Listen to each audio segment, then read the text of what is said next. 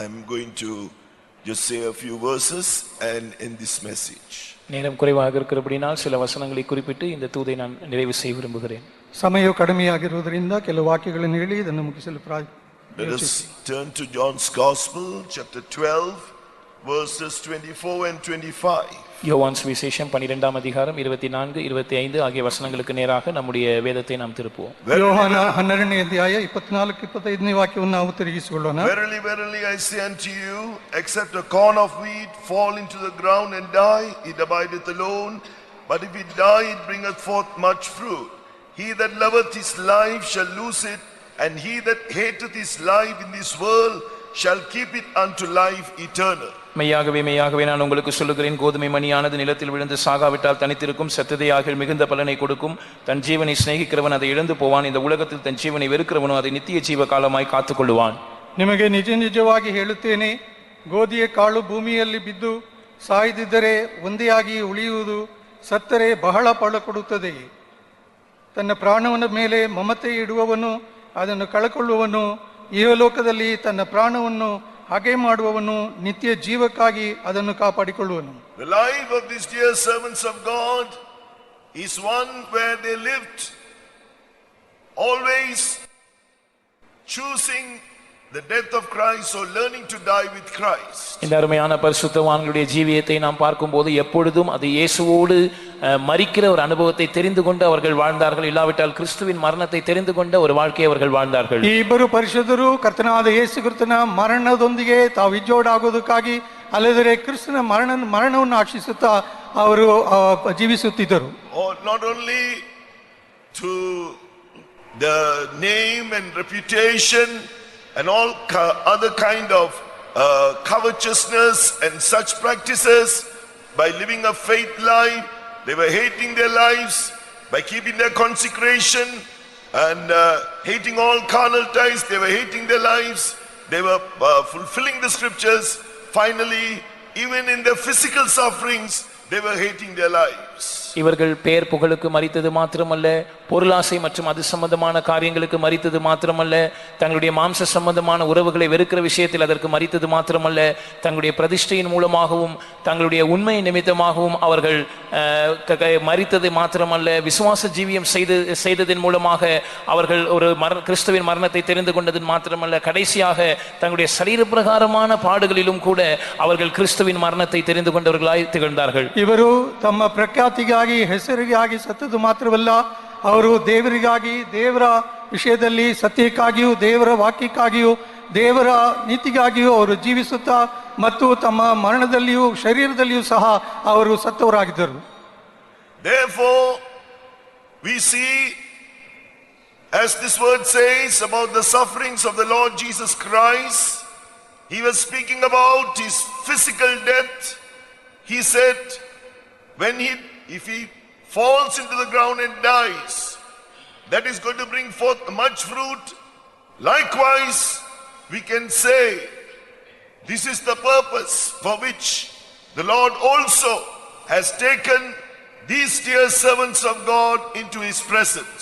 இந்த வசனத்தில் நாம் வாசித்து அறிகிறது போல கர்த்தராகிய இயேசு இங்கே தம்முடைய மரணத்தை குறித்து அல்லது தன்னுடைய சரீர பிரகாரமான பாடுகளை குறித்து பேசுகிறார். அதிலே அவர் தான் நிலத்தில் விழுந்து சாகும்போது மிகுந்த பலனை கொடுப்பதாக அவர் சொல்லுகிறார். அதே போல அதே நோக்கத்தோடு தான் கர்த்தர் இந்த பரிசுத்தவான்களை நம்மை விட்டு எடுத்திருக்கிறார் என்பதை நாம் தெளிவாக சொல்ல முடியும். ಕರ್ತನಾದ ಯೇಸು ಕ್ರಿಸ್ತನು ಈ ವಾಕ್ಯದಲ್ಲಿ ಹೇಳುವಂತ ವೇಳೆಯಲ್ಲಿ ಆ ಗೋಧಿ ಕಾಳು ನೆಲದ ಮೇಲೆ ಬಿದ್ದು ಸತ್ತು ಹೊರತು ಎಂಬುದಾಗಿ ಹೇಳುವಂತ ವೇಳೆಯಲ್ಲಿ ತನ್ನ ಪ್ರಾಣವನ್ನು ಆತನು ಕೊಟ್ಟ ಪ್ರಕಾರವಾಗಿ ಈ ಇಬ್ಬರು ಪರಿಶುದ್ಧರು ಸಹ ತಮ್ಮ ಪ್ರಾಣವನ್ನು ಆತನಿಗಾಗಿ ಕೊಟ್ಟಿದ್ದಾರೆ. The word of God says that he who will endure temptation, when he is tried, he will receive the crown of life which the Lord has promised to them that love him. சோதனை சகிக்கிற மனுஷன் பாக்கியவான், அவன் உத்தமன் என்று விளங்கின பின்பு கர்த்தர் தம்மிடத்தில் அன்பு கூறுகிறவர்களுக்கு வாக்குத்தத்தம் பண்ணின ஜீவ கிரீடத்தை பெறுவான் என்று கர்த்தருடைய வசனம் நமக்கு சொல்லுகிறது. ಶೋಧನೆಯನ್ನು ಸಹಿಸುವ ಮನುಷ್ಯನು ಧನ್ಯನು, ಆತನು ಯಥಾರ್ಥನೆಂಬುದಾಗಿ ಹೇಳಿದ ಮೇಲೆ ಆತನು ತನ್ನ ಕರ್ತನ ಬಳಿಯಿಂದ ಜೀವದ ಜಯಮಾಲೆಯನ್ನು ಹೊಂದಿಕೊಳ್ಳುತ್ತಾನೆಂಬುದಾಗಿ ಹೇಳಲ್ಪಟ್ಟಿದೆ. They are those, as we read just now, are those who love the Lord. So they didn't love their lives, but they hated their lives. These sufferings were not great for them. இந்த வசனத்தில் நாம் வாசிக்கிறது போல அவர்கள் கர்த்தரிடத்தில் அன்பு கூர்ந்தவர்களாய் இருந்தபடினால் அவர்கள் தங்கள் ஜீவனை நேசிக்கவில்லை, அவர்கள் தங்களுடைய ஜீவனை வெறுத்தவர்களாய் வாழ்ந்தார்கள். எனவே இந்த பாடுகள் அவர்களுக்கு பெரிதாக ஒரு பொருட்டாக தோன்றவில்லை. ಈ ಭಕ್ತರು ಅವರು ತಮ್ಮ ಜೀವಿತವನ್ನು ಅಮೂಲ್ಯವಾಗಿ ಅದನ್ನು ಪ್ರೀತಿಸುವವರಾಗಿಲ್ಲ, ಅದನ್ನು ಹಗಿಸುವವರಾಗಿ ಅದನ್ನು ಲೆಕ್ಕಿಸದೆ ಅವರು ಜೀವಿಸುತ್ತಿದ್ದರು. Not only they have received that crown, they have been crowned, but it's written they will reign with Jesus. If we suffer with him, we shall also reign with him.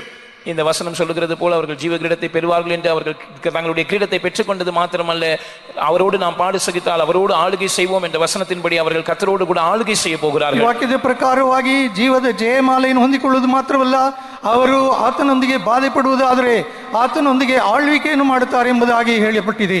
They were only those who have a life of prayer and intercession can endure all kinds of sufferings in their lives. And that was why they were able to receive the strength in their lives. அவர்களுடைய ஜீவியத்தில் ஜெப ஜீவியத்தையும் பரிந்து பேசுவதின் ஜீவியத்தையும் உடையவர்கள் மாத்திரமே, அந்த ஆவியை உடையவர்கள் மாத்திரமே தங்களுடைய ஜீவியத்தில் எல்லா விதமான கஷ்டங்களையும் பாடுகளையும் சகிக்க முடியும். அப்ப அந்த ஆவியை பெற்றிருந்த இவர்கள் தங்களுடைய ஜீவியத்தில் வந்ததான எல்லா பாடுகளையும் சகிக்கக்கூடியவர்களாக இருந்தார்கள். ಪ್ರಾರ್ಥನೆ ವಿಜ್ಞಾಪನೆಯಲ್ಲಿ ಇರುವವರು ಮಾತ್ರವೇ ಈ ರೀತಿಯಾದ ಸಂಕಟ ಕಷ್ಟಗಳನ್ನು ಸಹಿಸಲಾಗುತ್ತದೆ. ಅದೇ ಪ್ರಕಾರವಾಗಿ ಇವರು ಪ್ರಾರ್ಥನೆ ವಿಜ್ಞಾಪನೆಯಲ್ಲಿ ಇದ್ದರಿಂದಲೇ ಅವರು ಈ ಶೋಧನೆಗಳನ್ನು ಜಯಿಸುವುದಕ್ಕಾಗಿ ಅವರಿಗೆ ಶಕ್ತಿ ದೊರೆಯಿತು. Only those who live a pure life, a sanctified life, a spotless life can truly partake of the sufferings of Christ. ஒரு தூய்மையான, ஒரு பரிசுத்தமான, ஒரு கரையற்ற ஜீவியத்தை செய்கிறவர்கள் மாத்திரமே, பரிசுத்தமாக்கப்பட்ட ஜீவியத்தை செய்கிறவர்கள் மாத்திரமே கர்த்தருடைய பாடுகளில் பங்கு பெற முடியும். ಒಂದು ಪರಿಶುದ್ಧವಾದ ನಿರ್ದೋಷವಾದ ಯಾವ ಸುಕ್ಕು ಕಳಂಕ ಇಲ್ಲದೆ ಇರುವ ಜೀವಿತವನ್ನು ಮಾಡುವವರು ಮಾತ್ರವೇ ಕರ್ತನ ಬಾಧೆಗಳಲ್ಲಿ ಪಾಲ್ಗೊಳ್ಳಲು ಸಾಧ್ಯವಾಗುತ್ತದೆ. Through the sufferings, God was also doing a greater work of sanctification through his blood, through the word of truth and through the power of the Holy Spirit. இவர்கள் அனுபவித்த பாடுகளின் நிமித்தமாக கர்த்தர் இவர்களுக்குள் இன்னும் பெரிதான ஒரு சுத்திகரிப்பின் வேலையை, பரிசுத்தமாகுதலின் வேலையை தம்முடைய இரத்தத்தினாலும் தம்முடைய வார்த்தையினாலும் தம்முடைய பரிசுத்த ஆவியினாலும் அவர் செய்து கொண்டிருந்தார். ಇವರು ಹೋದಂತಹ ಸಂಕಟಗಳ ಮಾರ್ಗದ ಮೂಲಕವಾಗಿ ಅವರು ದೇವರ ವಾಕ್ಯದ ಮೂಲಕವಾಗಿಯೂ ಕರ್ತನ ರಕ್ತದ ಮೂಲಕವಾಗಿಯೂ ಪವಿತ್ರಾತ್ಮನ ಮೂಲಕವಾಗಿಯೂ ಅವರಲ್ಲಿ ದೊಡ್ಡ ಒಂದು ಪವಿತ್ರದ ಕೆಲಸವನ್ನು ಕರ್ತನು ಮಾಡುತ್ತಿದ್ದನು. Through the power of the Holy Spirit, they were able to partake of the afflictions of the gospel of Jesus Christ. பரிசுத்த ஆவியின் வல்லமையை கொண்டு அவர்கள் கிறிஸ்து இயேசுவினுடைய சுவிசேஷத்தின் நிமித்தம் உண்டாகிற அந்த உபத்திரவத்தில் பங்கு பெறக்கூடியவர்களாய் இருந்தார்கள். ಅವರು ಈ ರೀತಿಯಾಗಿ ಆ ಸಂಕಟಗಳ ಮೂಲಕವಾಗಿ ದೇವರ ಸುವಾರ್ತೆಯಲ್ಲಿ ಬಾಧೆಗಳನ್ನು ಸಹಿಸುವುದಕ್ಕಾಗಿ ಕೃಪೆ ಹೊಂದಿದವರಾಗಿದ್ದರು. Strengthened according to his glorious power, they were filled with all patience and long suffering. With joyfulness they could endure it all joyfully. அவர்கள் மகிமையான விதத்தில் அவருடைய வல்லமையினால் நிரப்பப்பட்டபடியினால் சந்தோஷத்தோடு கூட எல்லா பொறுமையும் நீடிய சாந்தத்தோடும் கூட எல்லா விதமான பாடுகளையும் அவர்கள் சகிக்கக்கூடியவர்கள் ஆய்த்து கண்டார்கள். ಅವರು ದೇವರ ಆತ್ಮನ ಶಕ್ತಿಯನ್ನು ಹೊಂದಿದ್ದರಿಂದ ದೀರ್ಘ ಶಾಂತಿಯೊಂದಿಗೆ ದೀನತೆಯಿಂದ ಎಲ್ಲವನ್ನೂ ಎಲ್ಲಾ ಬಾಧೆಗಳನ್ನು ಅವರು ಸಹಿಸುವಂತದಾಗಿತ್ತು. We are going to see the fruit or the result of these two lives now that they have given their lives, so they have fallen to the ground and died. இப்பொழுது இவர்கள் தங்களுடைய ஜீவனை வார்த்து விட்டபடினால் அல்லது நிலத்தில் விழுந்து செத்திருக்கிறபடினால் இவர்களுடைய இந்த ஜீவனை கொடுத்ததான பலனை நாம் இனிமேல் இந்த ஊழியத்தில் காணப்போகிறோம். ಈಗ ಇವರಿಬ್ಬರು ಸಹ ಅವರು ಗೋಧಿ ಕಾಳಿನಂತೆ ನೆಲದ ಮೇಲೆ ಬಿದ್ದು ಸತ್ತಿರುವುದರಿಂದ ಇದಕ್ಕೆ ಪ್ರತಿಫಲವಾಗಿ ಈ ಸೇವೆಯಲ್ಲಿ ನಾವು ಅದರ ಫಲವನ್ನು ಕಾಣಲಿದ್ದೇವೆ. For those of us who are living, let us follow the same example, loving Jesus and hating our lives. உயிரோடு இருக்கிற நாமும் இவர்களுடைய முன்மாதிரியை நாம் பின்பற்றுவோமாக, இயேசுவை நேசித்து நம்முடைய ஜீவனை நாம் வெறுப்போமாக. ಇಬ್ಬರನ್ನು ನಾವು ನೋಡುವಂತ ನಾವು ಸಹ ಜೀವದಿಂದಿರುವ ನಾವು ನಮ್ಮ ಜೀವವನ್ನು ನಾವು ಹಗಿಸಿ ಆತನನ್ನು ಪ್ರೀತಿಸುವಾಗ Let us allow the Lord to sanctify us and purify us and go through all the paths he has ordained for us. கர்த்தர் நம்மை சுத்திகரித்து பரிசுத்தமாக்கும்படியாக நாம் அவருக்கு இடம் கொடுப்போமாக. அப்பொழுது அவர் நமக்காக நியமித்திருக்கிற எல்லா பாதைகளிலும் நாம் கடந்து செல்ல முடியும். ಕರ್ತನಿಗಾಗಿ ನಮ್ಮನ್ನು ಶುದ್ಧೀಕರಿಸುವುದಕ್ಕಾಗಿ ನಮ್ಮನ್ನು ಸಮರ್ಪಿಸುವಂತ ವೇಳೆಯಲ್ಲಿ ಆತನು ನಮ್ಮನ್ನು ನಡೆಸುವ ಎಲ್ಲಾ ಬಾಧೆಗಳ ಮಧ್ಯದಲ್ಲಿ ನಾವು ಸಹಿಸಲು ಸಾಧ್ಯವಾಗುತ್ತದೆ. We shall also receive the crown of life. We are going to also reign with Jesus very soon. Let us all stand. நாமும் கூட அந்த ஜீவ கிரீடத்தை பெற்றுக்கொள்ள போகிறோம். சீக்கிரத்தில் இயேசுவோடு கூட நாம் நித்திய ஜீவனில் ஆளுகை செய்ய போகிறோம். அதற்காக நாம் எல்லாரும் எழும்பி நிற்போமாக. ನಾವು ಸಹ ಜೀವ ಕಿರೀಟವನ್ನು ಹೊಂದುವುದಕ್ಕಾಗಿ ಜೀವದಲ್ಲಿ ಆತನೊಂದಿಗೆ ನಾವು ಆಳ್ವಿಕೆ ಮಾಡುತ್ತೇವೆ. ಅದಕ್ಕಾಗಿ ನಾವು ಎದ್ದು ನಿಂತುಕೊಳ್ಳೋಣ. We are not going to sing any more choruses now. Let us all praise God. இப்பொழுது நாம் எந்த கோரஸ் கோரஸும் பாட போவதில்லை. நாம் எல்லாரும் கர்த்தரை துதிப்போமாக. ಈಗ ನಾವು ಯಾವ ಕೋರಸನ್ನು ಹಾಡುವುದಿಲ್ಲ, ಕರ್ತನನ್ನು ನಾವು ಸ್ತುತಿಸೋಣ. Be filled with the power of God. தேவனுடைய வல்லமையினால் நாம் நிரப்பப்படுவோமாக. ದೇವರ ಶಕ್ತಿಯಿಂದ ನಾವು ತುಂಬಲ್ಪಡೋಣ. In the funeral service of Pastor Johnson, they were filled with the mighty power of God. Pastor Johnson அவர்களுடைய அடக்க ஆராதனையின் போதும் கூட இவர்கள் இருவரும் தேவனுடைய வல்லமையான அந்த பலத்தினால் நிரப்பப்பட்டார்கள். ಪಾಸ್ಟರ್ ಜಾನ್ಸನ್ ಅವರ ಶವ ಸಂಸ್ಕಾರ ಆರಾಧನೆಯಲ್ಲಿಯೂ ಇವರಿಬ್ಬರು ಸಹ ಶಕ್ತಿಯುತವಾದ ಆತ್ಮದಲ್ಲಿ ತುಂಬಿದರು. That is how they overcame even death at the last moment. கடைசி நேரத்தில் அப்படிதான் அவர்கள் மரணத்தை ஜெயித்தார்கள். ಅದೇ ಪ್ರಕಾರವೇ ಕೊನೆಯ ಸಮಯದಲ್ಲಿ ಮರಣವನ್ನು Be ಜಯಿಸಿದರು. filled with the power of the Holy Spirit. பரிசுத்தாவின் வல்லமையினால் நிரப்பப்படுவோமாக. ಪವಿತ್ರ ಆತ್ಮನ ಶಕ್ತಿಯಿಂದ ನಾವು ತುಂಬಲ್ಪಡೋಣ.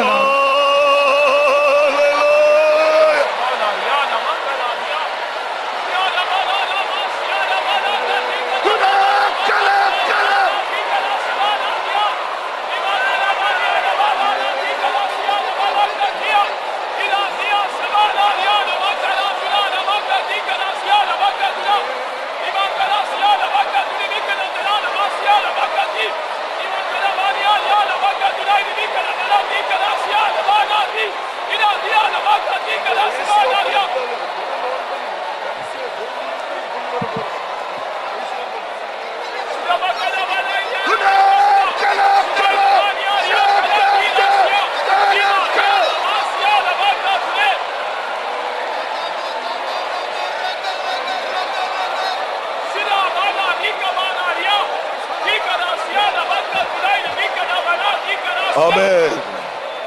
For the glorious life that has been lived out, Jesus gave his grace for them to live out the life of Christ and reveal his this very standard of this ministry after the order of Melchizedek to the last breath, for keeping them true and faithful to the end and perfecting them and gathering them into his eternal presence with a grateful heart.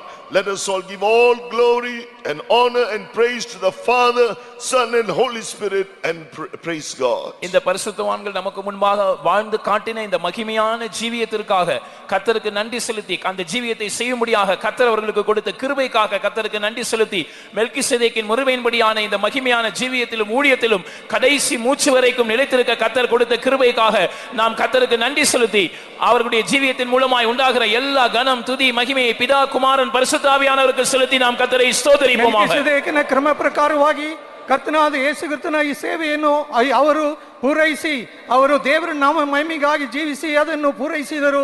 ಅದಕ್ಕಾಗಿ ಕರ್ತನಿಗೆ ಸ್ತುತಿಯನ್ನು ಸಲ್ಲಿಸುವುದಕ್ಕಾಗಿ ಸ್ತೋತ್ರಗಳನ್ನು ಅರ್ಪಿಸೋಣ.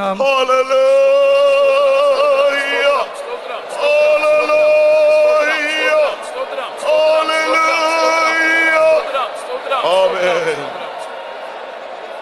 Let us pray. நாம் ஜெபிப்போம். பரிசுத்தமுள்ள நல்ல ஆண்டவரே, இந்த ஆசீர்வதிக்கப்பட்டதான பகல் வேளைக்காக உமக்கு நன்றி செலுத்துகிறோம்.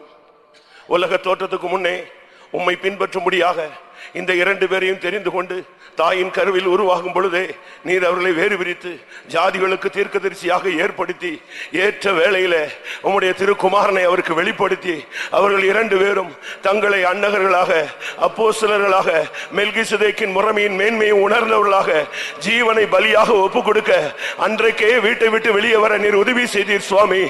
இன்று நேற்று ஆண்டவரே அந்த குறிக்கப்பட்ட நேரம் வரை உம்முடைய அடிச்சுவடுகளை பின்பற்றி உம்மை மாத்திரம் நேசித்து உம்மை மாத்திரம் சேவித்து உம்மை பின்பற்றுகிற ஜனங்களுக்காக, சபைக்காக, சத்தியத்துக்காக, உபதேசத்திற்காக, உம்முடைய நாமத்துக்காக எருசலேமின் வீதிகளிலே சிலுவை சுமந்தது போல நடு வீதிகளில் ஜீவனை விட்டார்களே, உமக்கு நன்றி செலுத்துகிறோம் ஆண்டவரே.